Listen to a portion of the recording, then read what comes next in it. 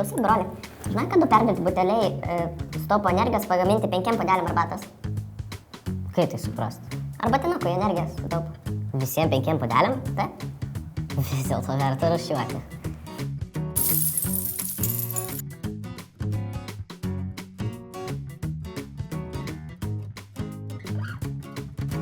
Labadiena. Labadiena, Vytautas. Mes tai esame pagrindiniai kaip perdirbėjai. Kas surūšiuoja gyventojai, mes perdirbam. Tai, ir tai perdirbam, pagrindinė tai yra bespalvė skaidrė stiklo tara. Eime ir aš aprodysiu, kaip tai viskas vyksta.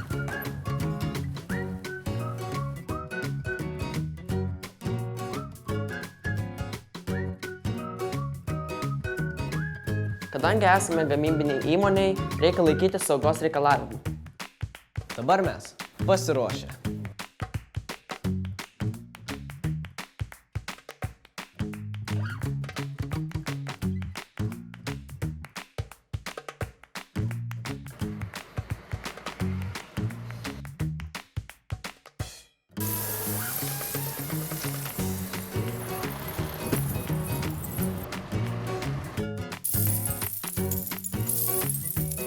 Iš kur šie kalnai stiklo atliekų? Šitie kalnai yra iš įvairių rūšiavimo centrų, kurie išrūšiuoja įvairias atliekas, o stiklo skaidrės atliekas atveža pas mus. O kiek mokiniai gali privežti čionais stiklo? Gali privežti daug, 40 tonų į parą, o į metus 12 000 tonų. Tu įsivaizduoji 12 000 tonų. Tai čia tilptų apie 1000 troleibusų.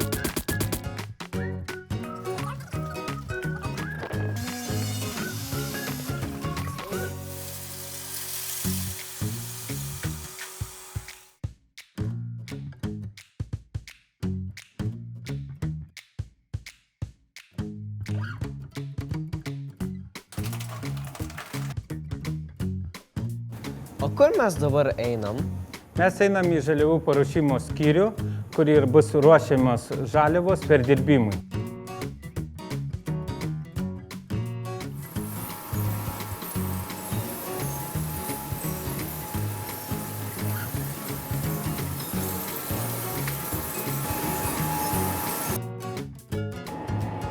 O kur keliauja šitas stiklas? Šitas stiklas jau keliauja į svėrimo liniją, kur yra maišoma su kitomis medžiagomis, žaliavomis.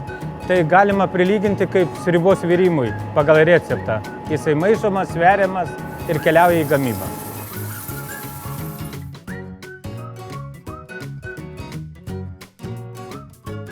Tai čia ir gaminama ta sriuba? Nu jo, visi ingredientai. Stiklo laužas, kaip vanduo. Soda, druska. Dar čionais lauko špatas, Morkos. anhidridas, Bulvės. aha, kas dar, kreida, smėlis. Ir sriuba pagaminta.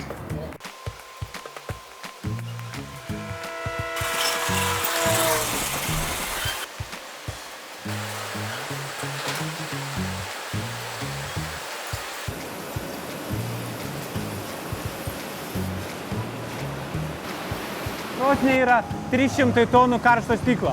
Čia taip karšta. Čia lydoma. Stiklas lydoma. Prie 1500 laipsnių.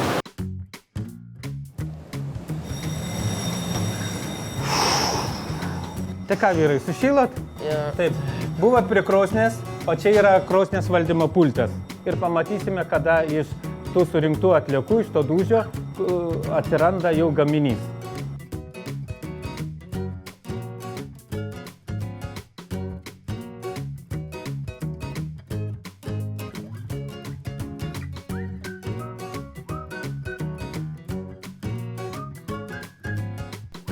Šioje vietoje įkaitintas stiklas kerpamas į tam tikras dalis ir iš perdirbto stiklo gimsta naujos formos stiklo buteliai. Kiek ten butelių yra? Butelių eina 146 buteliai per minutę. O per dieną? Per dieną tai reikia paskaičiuoti, kiek dienų minučių yra. Čia Jo. visas 24 valandas taip Taip, dirba. 24 valandas, 365 dienas.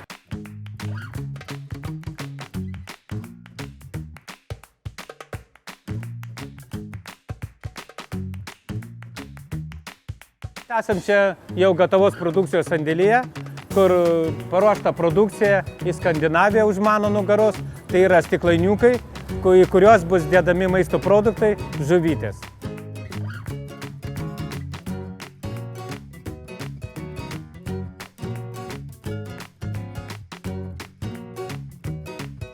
Ačiū, mums labai patiko ekskursija, nes savo akim pamatėme, kaip stiklas gimsta naujam gyvenimui. O ar tiesa, kad stiklą galima perdirbti kad ir milijoną kartų?